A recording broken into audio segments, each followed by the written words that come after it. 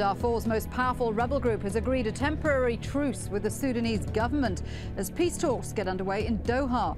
But can they agree a permanent end to the fighting? And will the people of Darfur find security at last? This is Inside Story.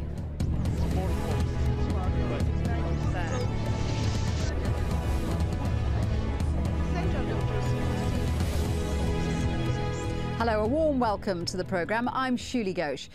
It's a conflict which has lasted 7 years, killed tens of thousands and displaced millions in the region of Darfur. Rebel groups accuse the government of neglect and discrimination. Now, the biggest armed faction, the Justice and Equality Movement, has signed a temporary ceasefire with Khartoum. The deal was announced in neighbouring Chad on Saturday. GEM says it's a framework agreement for further negotiations, including talks for a permanent ceasefire. It's being hailed as a significant step forward. And on Tuesday, formal peace talks are due between GEM and the leaders of Sudan, Chad and Qatar. But with several armed groups in attendance, with conflicting loyalties and agendas, it's unclear just how soon a deal can be ratified. Sudan's controversial President Omar al-Bashir will be hoping an agreement will come in time for elections in April. He's also facing a referendum next year on independence for South Sudan. GEM officials say a number of issues, including the distribution of power and wealth, still need to be fleshed out. We are going to sign just a framework agreement, which touches the big issues in a bullet form. Then we are going to engage in discussion of the details or the negotiation of the details from there on. The issues are pretty complicated, and they used to take more time than just a few weeks. Joining our discussion today are our guests in Doha, Abdul-rahman Ibrahim, head of the Sudanese Lawyers Syndicate and a member of the negotiating team on Darfur. In London, Yahya Bullard, spokesman for Sudan Liberation Movement, one of the main armed groups in Darfur. And in Nairobi, Fuad Hikmat, the Horn of Africa project director for the International Crisis Group. Gentlemen, welcome to the discussion. Abdul-rahman, let me start with you. Can you just take us through what it is the Sudanese government is hoping to achieve at these talks in Doha?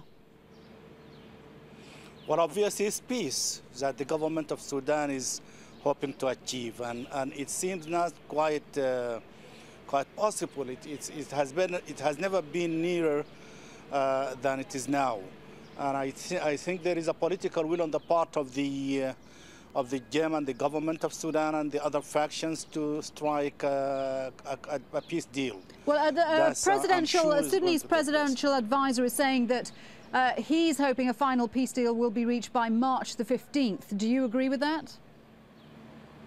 Well, I do hope so as well, because otherwise people will be so much busy with the elections, and I hope that they will do it before that. OK, well, other groups are involved in the negotiations. Yahya, the SLM, aren't one of them. Why has your organisation pulled out of these negotiations in Doha? We are not opposing any negotiation to reach a genuine peace in Darfur. But in our principles, any peace reached in Darfur should be followed by self-determination for the Darfurian people, because the Sudanese government is not trustful and also has many records of failure to implement any peace agreement.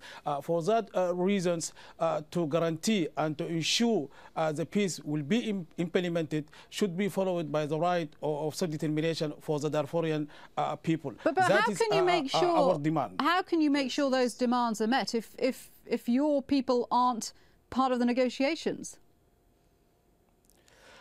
Because the Sudanese government still continues its activity on the ground, killing civilians, and also in many terms not cooperating with the international community, not cooperating with the ICC, and also in many angles.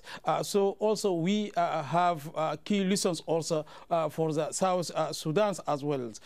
When there is right for self-determination for the Darfurian people, this will let the Sudanese government to implement the peace peace agreement fully. And if not implemented fully, people of Darfur have the right to determine their future through exercising the right of self-determinations, because we don't want to go back to the war again. Indeed. Fuad, let's just get an overview on this. Darfuris have been promised peace deals before. None of them have ever held. Initially, how do you view this, this first step, a significant step, by the justice and equality movement? Greetings to everyone. I think what's happening now is very significant, though the details are not very clear yet to me and to many. But it seems to me that it is a framework agreement which contains the issues that are to be negotiated before the 15th, and if they couldn't negotiate it before the 15th to conclude the deal, most probably that framework will still continue to exist to be after the elections. But there are a couple of impediments to this sort of a bilateral agreement between one faction and the government, even if we assume that the JEM have ascended over the other political rebel groups in Darfur and became like the leading rebel group in Darfur. Is still a bilateral relationship, a bilateral agreement would not serve the finding a final settlement in Darfur. Exactly, and that is a major problem, isn't it? Because there is no coordination between the groups, and this has been one of the major stumbling blocks all the way along. There are just so many factions.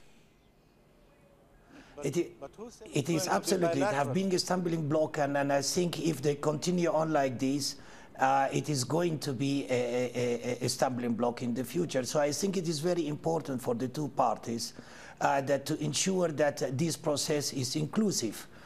Even if they start it now, at some point they needed to create a foundation to attract the other rebel groups to come into the process as a genuine partner, because they have got their weight in Darfur, not necessarily in terms of military operations or military power, but they have got also their constituencies and their supporters who are majority displaced and affected by the war in Darfur. That's, I think, is extremely important process. But the question is that if this agreement is signed before the 15th, whether with JEM or the other factions one of them came into the process, the question is how they are going to deal with the elections, because the elections is a problem in front of the Darfurians, in front of the Sudanese as a whole, and that I think is a problem, given that the elections to run an elections based on a state of no peace agreement in Darfur. And here I'm referring that whatever been agreed on the 15th of March, it will not be a comprehensive peace agreement for Darfur. The elections will not bring a sustainable solution to the crisis in Darfur. OK, let's just have a look at what the Justice and Equality Movement says. It says that this ceasefire deal is intended to facilitate the forthcoming elections. Now, the elections were promised in a 2005 comprehensive peace agreement that ended more than 2 decades of civil war between North and South Sudan.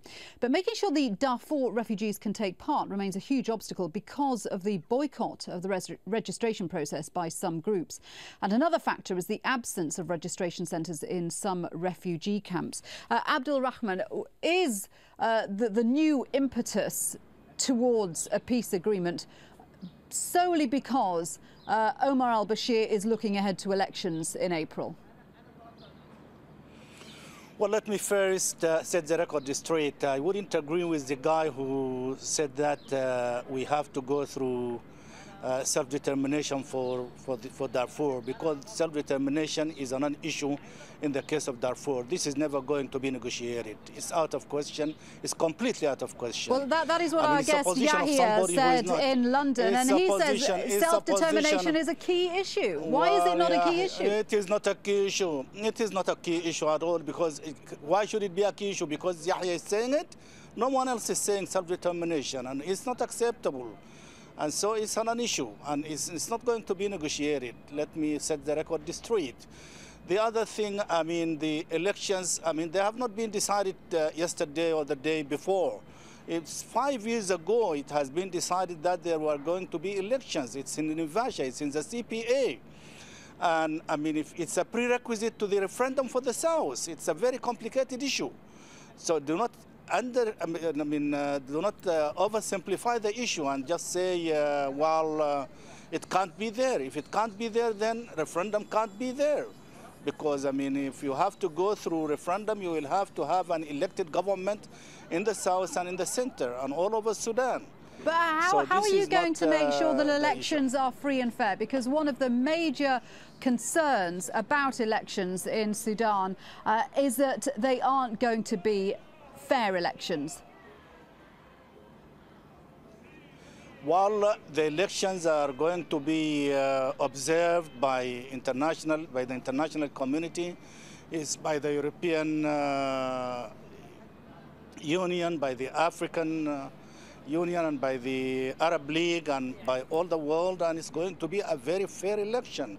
It's open and it's fair and it's transparent. And if anybody can predict as of now that it is not, then just let him be patient enough and wait. Yahya, do you agree with that? They're going to be free and fair elections? Yeah. Just me to recommend something about right of self-determination, because we have clear lessons. There were many agreements in the South. The only agreement bring peace and stability in the South is the Nefasha agreement, because it includes right of self-determination for the southern people if unity not attractive. And also we have also Abuja agreements as well. So we need self-determination for the Darfurian people. If the central government not agreed or not implement the agreement, people of Darfur have rights to determine as their future, because we don't trust the government in terms of disarming the Janjaweed, in terms of the retaining the IDBs, in terms of the security measurements. So if the agreement not fully implemented, people of Darfur have the right to choose their self-determination. This is what we need now.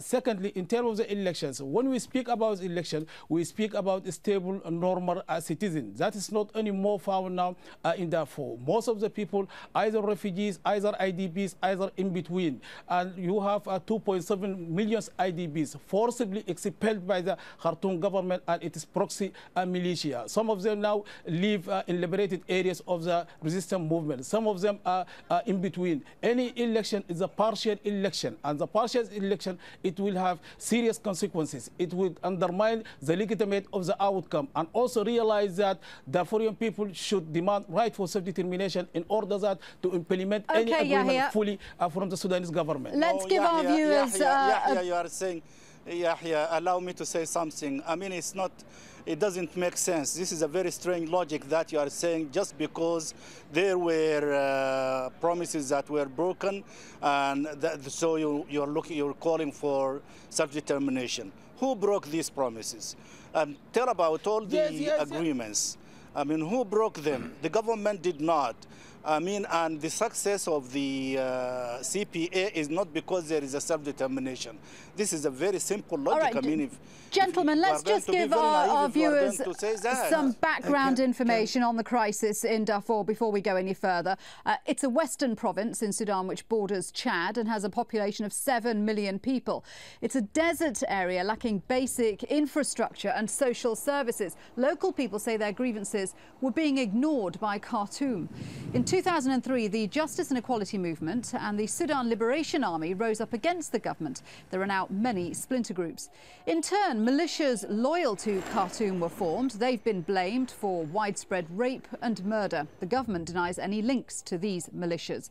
Nearly 3 million people have been driven from their homes, according to the United Nations, and the conflict spilled across the border into Chad, which Khartoum says supports the rebels. Well, last month, the Chadian and Sudanese presidents announced a new deal normalising relations between N'Djamena and Khartoum.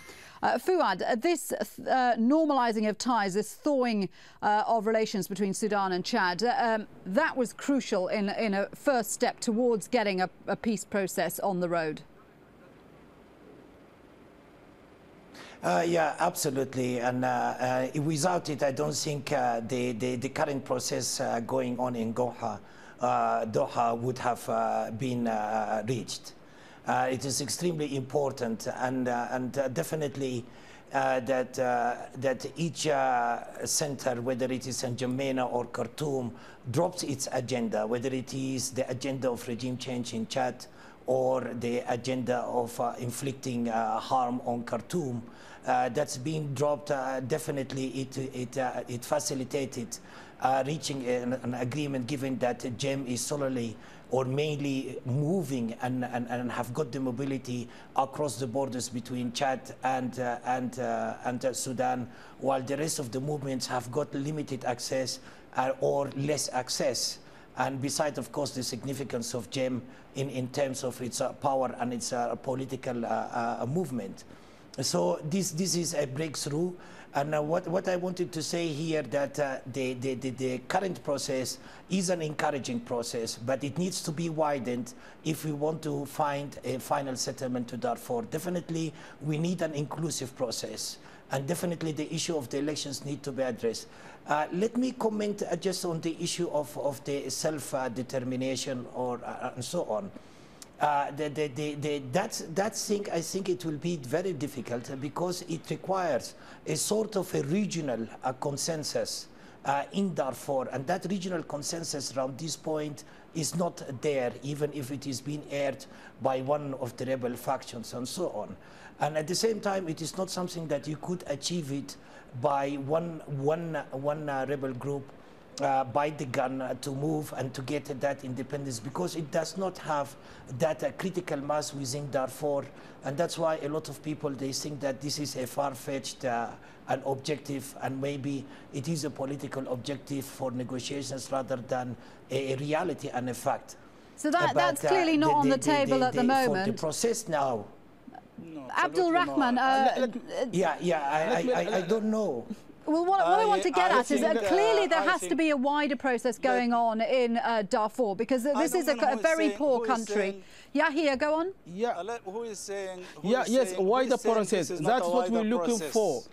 But the wider process we're looking for, we need it under the right for self-determination, because there is no guarantee from the central government to implement any agreement. This government is ready to sign many agreements on the paper, but on the reality, they spoil the agreements, and we have let's put that to Abdul-Rahman. He's part of the negotiation. What is the government willing to do? Well, this is a broken record. I mean, we'll have to get serious if we are concerned to get an end to the suffering of the people of Darfur. If let people who are living in Paris or in London get down and get to Darfur and talk and come and talk peace for the sake of these simple people, for the sake of the old men and women, for the sake of the children. But just staying there and just having an agenda of an alien, and then keep repeating these things, this is just unacceptable. Abdul-Rahman, there's also concerns over the kind of deal that's been done with the Justice and Equality movement. Accusations that a secret deal has been done, guaranteeing them specific military and political power in Darfur. What can you say about those accusations? I mean, who has been there with these people to know what they have agreed on? But what if there is a deal between GEM and the government of Sudan? What's wrong with that? Will there be high-level GEM representation in the government? It's not going to exclude others, and there are a lot of things are yet to be negotiated. It's rather premature to talk now of these things. We are going to talk about the details, but what is, I mean, people are committed now to the peace process. People are committed to negotiations. This is the most significant part of it. There is a cessation of hostilities. This is the most important part of it. Okay. We can see the light at the end of the tunnel now. And if anybody is really concerned about peace in Darfur, I mean, we should be happy and joyful about it. Let's have a closer look at Omar al-Bashir. In March last year, Sudan's president became the first sitting head of state to be indicted for war crimes by the International Criminal Court. He's charged on 7 counts, 5 counts of crimes against humanity, 2 counts of war crimes in Darfur. The ICC is currently deciding whether or not to add genocide charges. Al-Bashir has denied the accusations and dismissed the charges as political. Yahya, a lot of the international community blame Mr. Bashir for what's happened in Darfur. That's what we are saying. If the genocide is ongoing in Darfur, how can we live in one country unless we have the right of self-determinations? Because this government cannot implement any agreement. How far they can disarm the Janjaweed? How far they can bring security on the ground? How far they can retain the IDBs back? How far they can remove the new settlers from the indigenous lands for the Darfurian IDBs and refugees? So if the government not implement the peace process, the peace agreement, people of Darfur have the right to have self-determination. That is what we are looking for.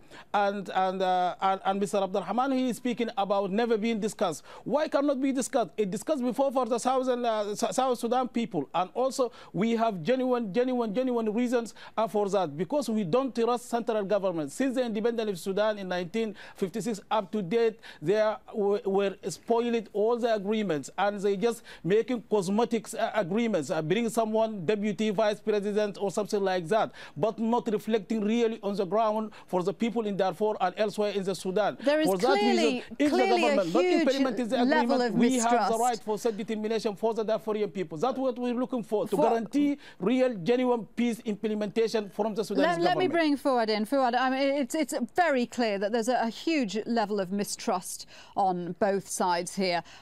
What has to happen so that there is a lasting peace in Darfur? How do we go forward from here? This is, I think, the important question. And if we look into what is happening now, as far as that we are talking about this agreement and the elections coming, obviously the National Congress Party, which is the majority ruling party, doesn't want to lose power. Given their rule since 1989 and now. And it is very difficult for them, given their control and their penetration in the institutions of the state, their economic interest and so forth. And they want to win the elections very, very importantly. And definitely winning the elections, it will also give a protection for President Bashir, who is being now indicted by the International Criminal Court, which is something that you cannot wave away easily. And probably if he wins the elections, he might think that this might give him a sort of immunity from international accountability.